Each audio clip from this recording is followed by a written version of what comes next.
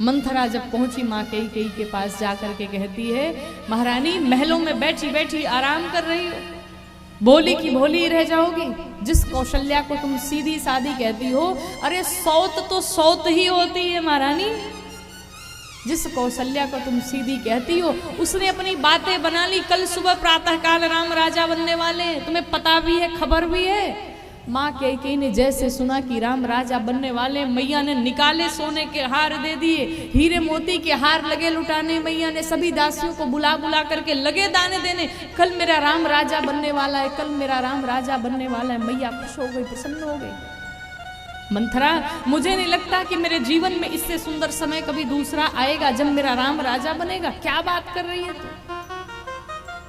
मंथरा ने कहा, महाराज कपटी हैं, उन्होंने कपट किया है आपके साथ। माँ कैकेयी कहती, तेरी जुबान खींच लूंगी मैं। महाराज को कपटी कहती? अरे लगता है तुझे लखन ने डांटा होगा, लक्ष्मण ने कुछ कहा होगा, इसलिए तेरा क्रोध है। शांत हो जा, तुझे जो चाहिए मैं सब दूंगी, लेकिन अपशगुन मत बोल, अपशब्द मत बोल। क्यों? आज मैं बहुत प्रसन्न हूँ। जिस घड़ी का इंतजार मुझे कई वर्षों से था, आज मेरा राम राजा बनेगा, मुझे तो खुशियों से नाचने दो। ये वही माँ है जो कुछ ही क्षण बाद भगवान राम को वन भेजेंगी। मंथरा कहती है, महारानी एक बात बताऊं, राजा राम बने या भरत बने, मैं महारानी नहीं बन जाऊंगी, मैं दासी की दासी ही रहूंगी। और ऐसे अनेकों सौतों की कहानियां सुनाई। उधर ऊपर से जितने देवता थे सब इस दृश्य का दर्शन कर रहे थे। देवताओं ने कहा, अगर ऐसा रहा माँ कैकेयी का प्रेम, तो राम जी वन कैसे जाएंगे, जंगल कैसे जाएंगे, सबका कल्याण कैसे होगा, कैसे होगा। माँ सरस्वती से सभी ने विनती की, कहा मैया आप जाइए और माँ कैकेयी की मति को पलट दीजिए, मति को पलट दीजिए। माँ सरस्वती भी अपने भाग्य को कोसती है कि कैसा मेरा भाग्य है कि ऐसी माँ की मति पलटने में जा रही हूँ जो राम से इतना अगाध प्रेम करती है। माँ सरस्वती आई और मैया कैकेयी की मति को पलट दिया, मति बदल गई। मंथरा ने कहा, महारानी जैसे ही राम राजा बनेंगे, भरत को ले जाकर के कारागार में राम बंद कर देंगे, आप कौशल्या के चरणों की सेवा करने लग जाओगी, दासी बन जाओगी। माँ कैकेयी ने सुना, मैं दासी बनूंगी, मेरा भरत कारागार में रहेगा। मैया की मति पलट गई। माँ कैकेयी कहती है, ऐसा कदापि मैं होने नहीं दूंगी, मैं मर जाऊंगी, प्राण त्याग दूंगी, लेकिन किसी की दासी नहीं बनूंगी मैं। मंथरा एक बात बताओ, अब तो जो होना था सो हो गया, अब मैं करूं क्या? मंथरा ने कहा, भी एक उपाय है। आपने एक बार हमसे कहा था कि महाराज के पास आपके 2 वरदान हैं, और महारानी अब उस वरदान को मांगने का समय आ गया है, अपना वो वरदान मांग लो आप। मैया कैकेयी ने बात तो ठीक कहा, लेकिन मंथरा इतनी चतुर है। मंथरा कहती, ऐसे वरदान मत मांगना जब तक महाराज शपथ न ले ले। किसकी कहा? राम की शपथ। क्यों? वो सबकी शपथ झूठी खा सकते हैं, लेकिन राम की कसम कभी झूठी नहीं खा सकते। जाइए कोप भवन में। माँ कैकेयी चली गई कोप भवन में और जाकर के भूमि पर पड़ गई। अद्भुत वेश बना लिया, केश खुले पड़े, सारा श्रृंगार उतार करके रख दिया। महाराज दशरथ बड़े प्रसन्नता के साथ आए। कैकेयी कहाँ है, कैकेयी कहाँ है, आज मेरी बातों को सुनेगी, बड़ा प्रसन्न हो जाएगी। दासियों ने कहा, महाराज वो तो कोप भवन में चली गई। महाराज दशरथ ने सुना, इतने सुंदर अवसर पर महारानी कोप भवन में, क्या होने वाला है। महाराज दशरथ गए, माँ कैकेयी को मनाते हैं। माँ कैकेयी एक सर्पिणी की भांति पड़ी हुई है भूमि पर। महाराज दशरथ मनाते, क्या हो गया महारानी? अरे आज इतना सुंदर दिन है, मेरी बात तो सुनो, क्या हुआ तुम्हें, क्यों रुष्ट हो, क्यों नाराज हो? आज हमसे वरदान मांग लो, तुम्हें क्या चाहिए, मैं सब दूंगा तुम्हें। महारानी कैकेयी कहती, महाराज आप बस कहते हो कि ये मांगो वो मांगो, देते कुछ नहीं है। अभी तो मेरे पहले के 2 वरदान है, आप वही मुझे पूरा कर दो, और मुझे कुछ नहीं चाहिए। महाराज ने कहा, ऐसी बात नहीं है, तुम्हें जो चाहिए सो मांगो। कहा, नहीं, मुझे 2 ही वरदान चाहिए, सिर्फ 2 वरदान। आप दे सको तो बताओ। कहा, दूंगा। कहा, ऐसे नहीं मांगूंगी। कहा, फिर? कहा, शपथ लेनी पड़ेगी, कसम खानी पड़ेगी। कहा, किसकी कसम? कहा सबसे ज्यादा प्रेम किससे करते? कहा सबसे ज्यादा प्रेम तो मैं आपसे करता हूँ, अपनी पत्नी अपनी महारानी कैकेयी से करता हूँ। कहा हमसे ज्यादा प्रेम? कहा आपसे भी ज्यादा प्रेम मैं राम से करता हूँ। कहा राम की शपथ लेकर के कह दीजिए कि मैं जो मांगूंगी आप मुझे देंगे। महाराज दशरथ भयभीत हो गए, ऐसी कौन सी बात है कि राम की शपथ दिलाती हैं, क्या मांगने वाली हैं आज? महाराज दशरथ ने सोचा कोई बात नहीं, चलो मैं राम की शपथ खा करके कह रहा हूं कि जो मांगोगी मैं सब दूंगा, मांगो तुम्हें क्या चाहिए। महारानी कैकेयी जाती हैं, श्रृंगार करके आती हैं और महाराज दशरथ के पास में बैठ जाती हैं और महाराज दशरथ से कहती, महाराज मेरे मन को जो वरदान भा रहा है मैं आपको बताती हूँ। माँ कैकेयी कहती हैं कि सुनहो प्राण प्रिय भावत जी का, सुनहो प्राण प्रिय भावत जी का, देहु एक वर भरत टीका, देहु एक वर भरत टीका। कहती है महाराज मेरे मन को जो पहला वरदान भा रहा है वो ये है कि राम के स्थान पर भरत राजा बने। महाराज दशरथ ने सुना कि राम के स्थान पर भरत राजा बने, कोई बात नहीं, चलो अगर तुम्हारी यही इच्छा तो मैं दुया तुम्हें।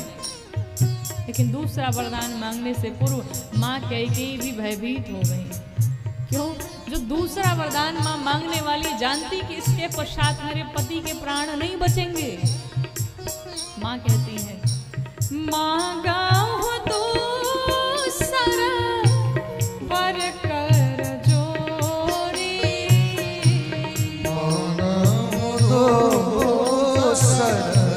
वर कर जोरी, पुरबाहु नाथ मनोरथ मोरी, पूर्वाहो नाथ मनोरथ मोरी।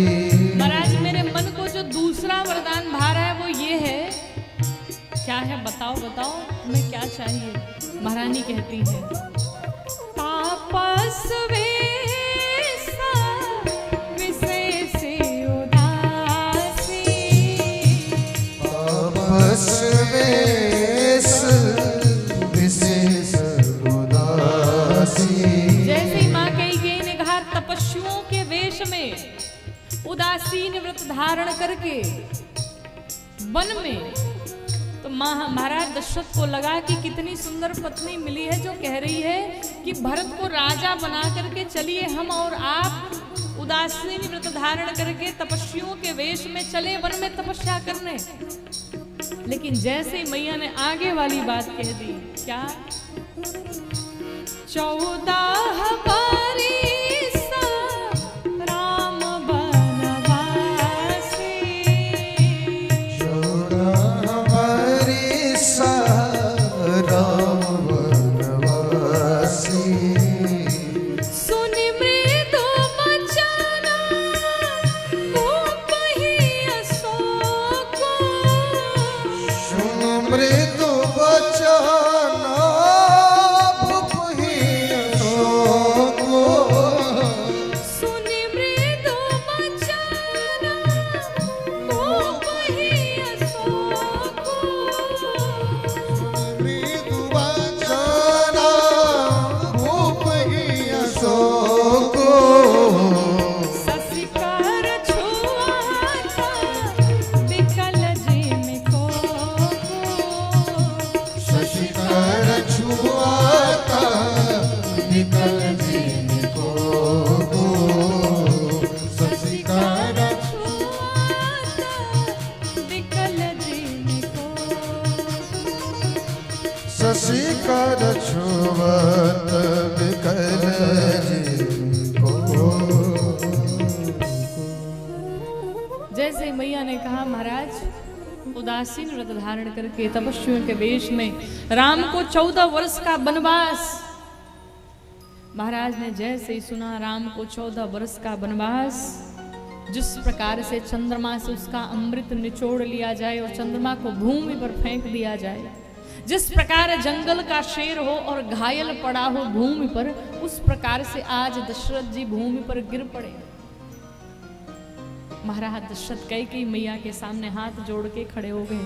कहा महारानी सब मांग लो, मेरा सारा राजपाट ले लो, मुझे कुछ नहीं चाहिए, लेकिन जो तुमने दूसरा वरदान मांगा कि राम को 14 वर्ष का वनवास हो जाए, ये मत मांगो। क्यों?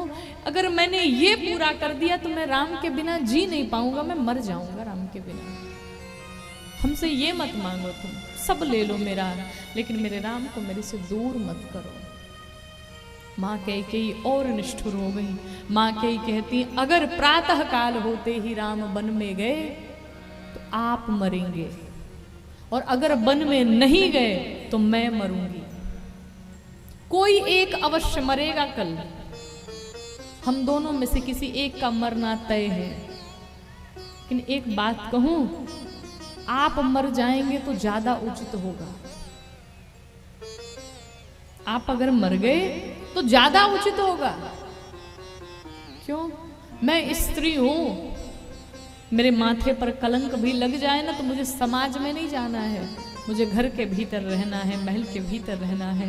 लेकिन महाराज आपको चक्रवर्ती सम्राट हैं, अयोध्या नरेश हैं, और वो पुरुष ही क्या जिसके माथे पर कलंक लग जाए और वो जीवित रहे।